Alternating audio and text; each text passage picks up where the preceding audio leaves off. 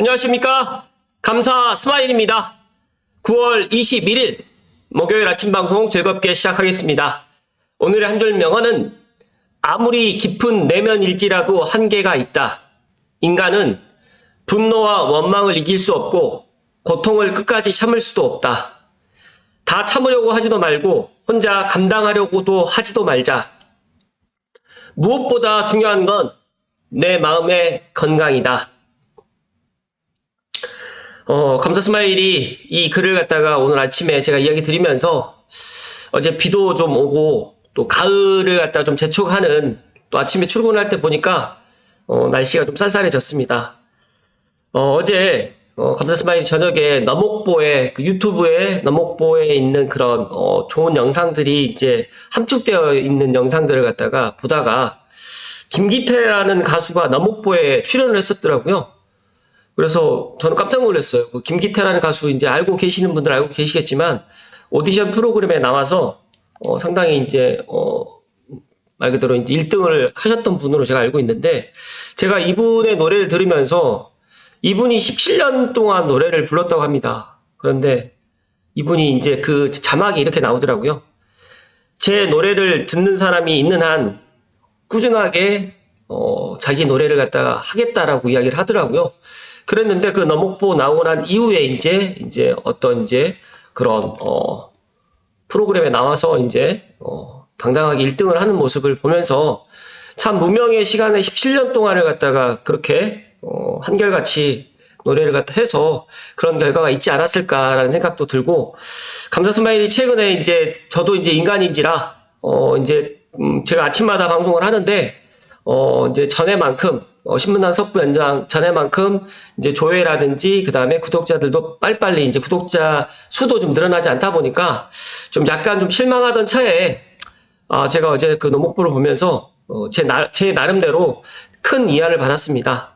그래서 오늘 아침에 또 공교롭게 무엇보다 중요한 건 내 마음의 건강이다 라는 이 이야기에 감사스마일 TV를 애청하신 분들 혹시라도 조금 저 마음처럼 마음이 조금 불편하시거나 또 힘든 상황이 좀 있으시더라도 항상 초심 잃지 마시고 꾸준하게 해 나간다고 하면 그 김기태라는 가수처럼 무명의 끝이 언젠가는 정말 찬란한 영광의 그런 결과로 나올 것이라는 말씀을 드리고요.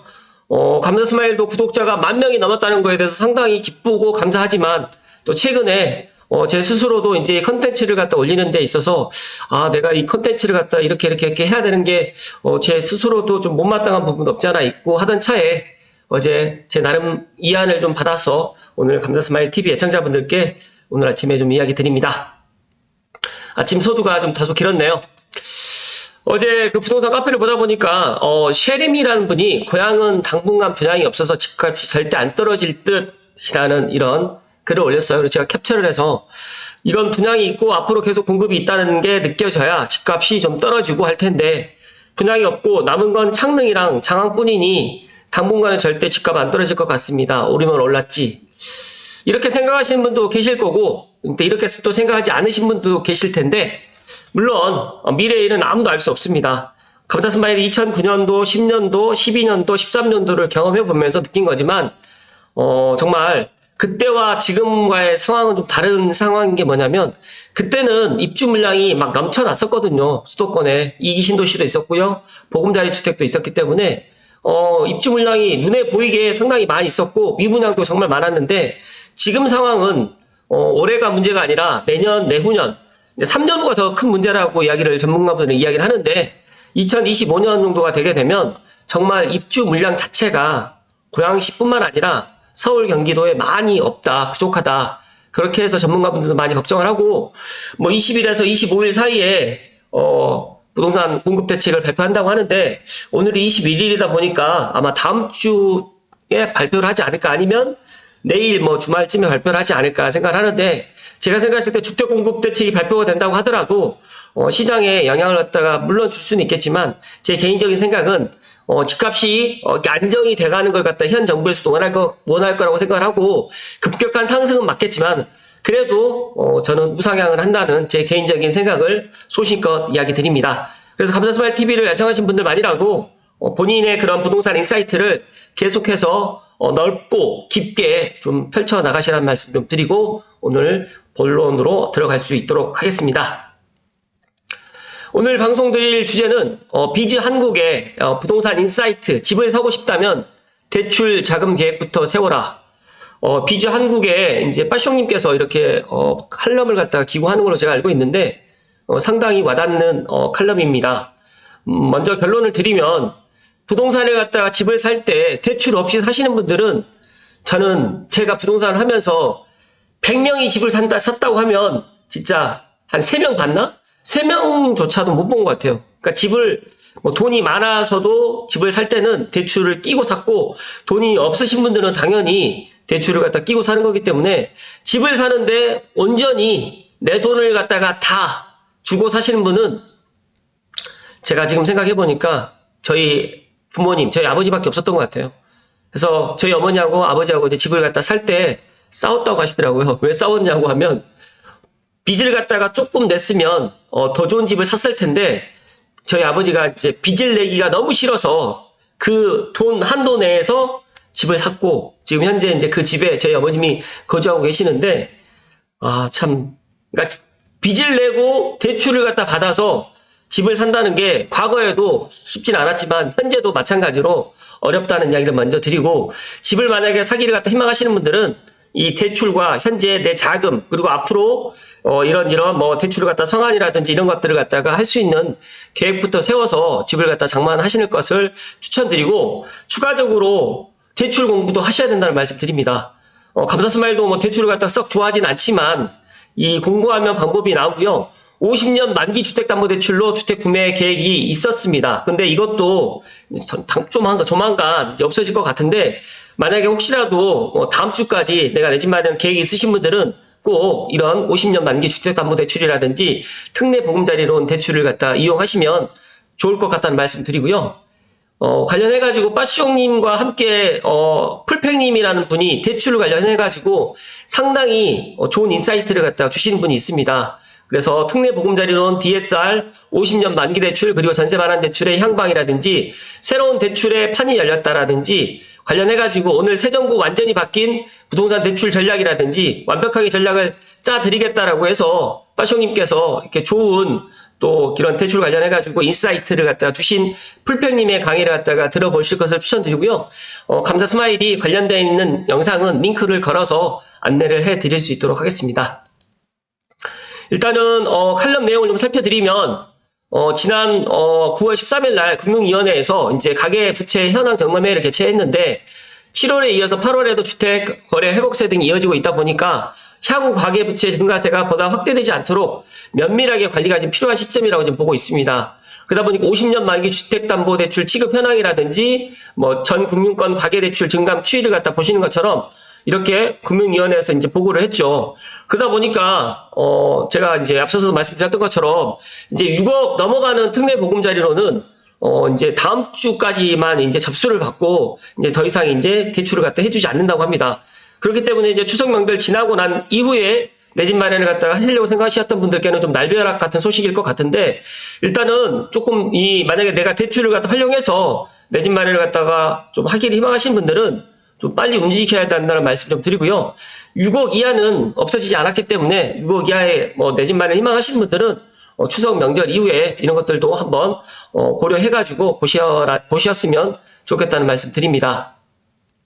특히 7월에서 8월 중에 다수의 은행들이 경쟁적으로 출시해가지고 동기간 가계부채 증가세를 사실상 주도했던 50년 만기 주택담보대출이 있습니다. 근데 제가 이제 풀팽님 강의를 듣다 보니까 50년 만기 주택담보대출을 20, 30대가 많이 활용한 게 아니라 40, 50대가 더 많이 활용을 했더라고요. 그러다 보니까 이제 이게 DSR 규제 우회 수단으로 악용되고 또 과잉 대출이라든지 투기 수요로 이어질 경우에 가계부채 리스크를 확대할 위험성이 큰 만큼에 이런 것들을 이제 금융감독위원회에서 이제 이거를 조정을 하는 것 같습니다. 그러다 보니까 이제 특례보금자리론 7월, 8월 중 시행한 금리 인상 조치를 통해 가지고 상당 부분 신청 속도가 감소했으나 금리 인상 전에 대출을 이용하려는 이용자들의 수요라든지 또 시중은행의 대출 금리 상승 등의 영향으로 일정 부분 공급이 이어지는 상황으로 진단하고 있습니다.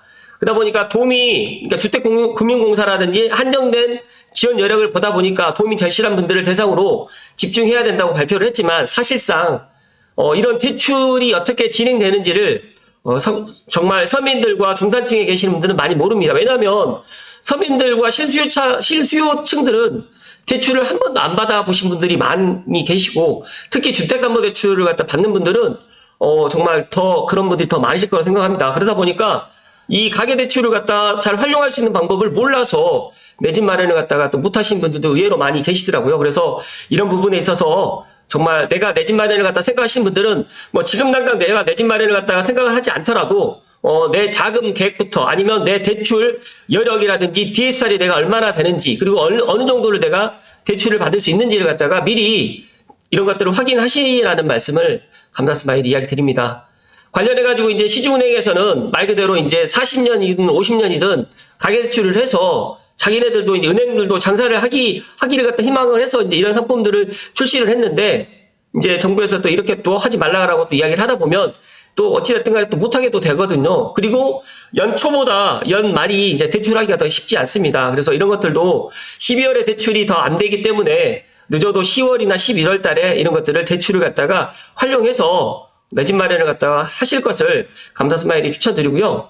일단은 뭐 여기에 정부 대책에서 이제 뭐 첫째 장기주택담보대출이 상환 능력 범위 내 대출이라는 원칙을 훼손하지 않도록 제도 개선을 단계적으로 추진한다고 하는데 이제 50년 만기 대출은 쉽게 말해서 이제 없을 것 같아요. 이제 거의 없어질 것 같고 40년 만기 대출인데 많은 분들이 40년 동안 이런 주택담보대출을 갖다가 만약에 활용해서 받는다고 하면 내가 40년 동안 이 집을 갖다가 주택담보대출을 갖다가 40년 동안 상환한다라고 생각을 하시는 분도 일부 계실 수도 있는데 절대 그러지 않습니다. 정말 빨리 상환하시는 분들은 2년, 조금 더 늦어진다라고 하면 5년이고요. 제가 이렇게 보니까 10년 이내에 다 상환을 하고 또 갈아타기를 해서 또 이렇게 가는 경우를 너무너무 많이 봤기 때문에 정말 이 주택담보대출 때문에 내가 집을 갖다 못 산다. 주택담보대출이 이자가 높아서 내가 집을 못 산다라는 거는 어떻게 보면 핑계일 수도 있고, 제가 생각했을 때는 6억 이하는 무조건 집을 사도 되는 시기고, 6억에서 9억. 저는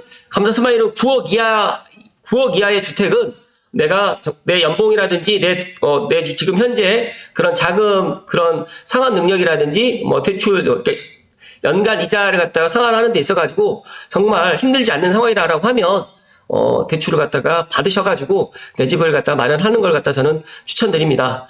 두 번째는 가계부채라든지 이런 것들을 추진해 나가겠다.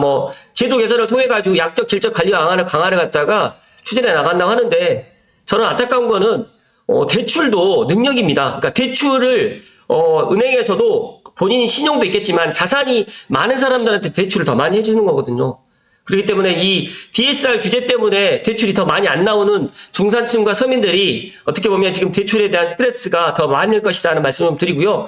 또 금감원을 통해 가지고 셋째 가계대출 취급이 많은 주요 은행들의 취급 실태를 밀착 점검하겠다고 하는데 이거는 지금 이제 주택 시장 자체가 지금 안정화에서 하락세에서 안정화로 접어들었고 또 안정화에서 지금 주택 공급이 부족하기 때문에 다시 상승하지 않을까라고 지금 생각을 하기 때문에 이런 대출을 갖다가 어떻게 보면 대출의 이런 수요를 갖다 억제를 해서 부동산 시장을 갖다 조금 이런 것들을 좀 안정화를 해 나가려고 하는 것 같아요. 그러다 보니까 이제 한시적으로 공급하기로 했던 일반형 특례보금자리론 상품 같은 경우가 이제 부부 합산 연소득 1억 원 초과라든지 6억 원 초과해서 그러니까 9억 원 이하의 주택 대상에서 이런 것들이 이제 됐었는데 이런 것들이 이제 9월 26일까지만 신청을 받을 계획이라고 합니다. 제가 오늘 방송이 9월 21일이니까 혹시라도 제 방송을 보시는 분들은 9월 26일까지 어찌됐든 간에 내가 주택을 갖다가 말 그대로 계획을 갖다 하시는 분들은 이 특례보금자리론 6억에서 9억 원 이하의 주택 대상에 되는 이 주택 특례보금자리론을 갖다가 꼭 활용해서 내 집 마련을 갖다 하실 것을 추천드리고요.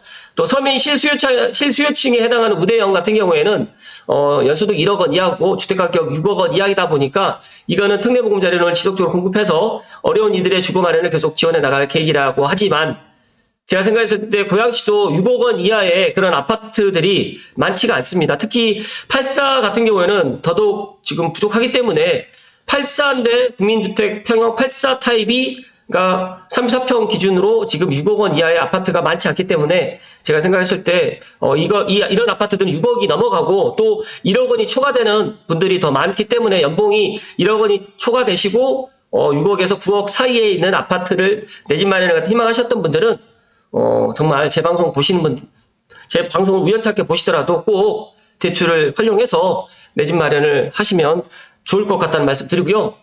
빠숑님께서 이런 말씀을 하셨어요. 연말이면 대출이 늘 줄어든다.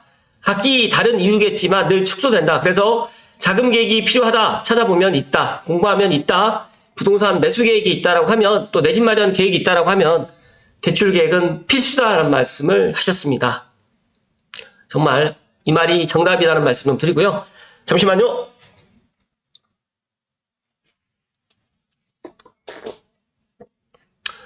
정말 감사 스마일이 부동산을 갖다가 하면서 계속 느끼는 거지만 서민들이 내 집 마련하는 게 가면 갈수록 어려워지는구나라는 생각을 갖습니다. 그러니까 서민들이 내 집 마련을 갖다가 하는 게 왜 힘들어지냐면 가장 힘든 부분이 이 대출이거든요. 이 대출 때문에 엄밀히 따지게 되면 내 집 마련을 못하는 경우가 많거든요. 예를 들어서 제가 8억짜리 집을 사는데 어떤 사람은 대출이 6억이 나와요. 아니면 어떤 사람이 5억이 나와요. 그러면 내 돈 3억만 있으면 내 집 마련을 할 수 있는데 안타깝게도 이 DSR이라든지 여러 가지 사정 때문에 대출이 안 나오는 사람들 의외로 많습니다. 그러다 보니까 이 특례보금자리론이 왜 인기가 많았냐면 이게 중도상환 수수료가 없어요. 예를 들어가지고 내가 다른 대출을 갖다 활용을 해서 이제 집을 갖다 샀는데 그걸 갈아타기를 해도 중도상환 수수료가 없고 더 중요한 건 40년, 50년간을 갖다 사용할 수 있기 때문에 더 큰 부담이 없어서 원금과 원리금 상환하는 데서 큰 부담이 없다 보니까 많은 사람들이 특히 40, 50대가 이런 대출을 갖다 많이 이용을 했는데 저도 감사스마일도 대출을 갖다 활용을 해서 내 집 마련을 해보았고 지금 현재도 지금 주택담보대출을 갖다 활용해서 지금 사용하고 있습니다. 그런데 많은 분들은 이 주택담보대출이 받게 되면 정말 큰 빚이라고 생각을 하는데 거의 90% 이상이 주택담보대출을 이용을 해서 다 내 집 마련을 했습니다.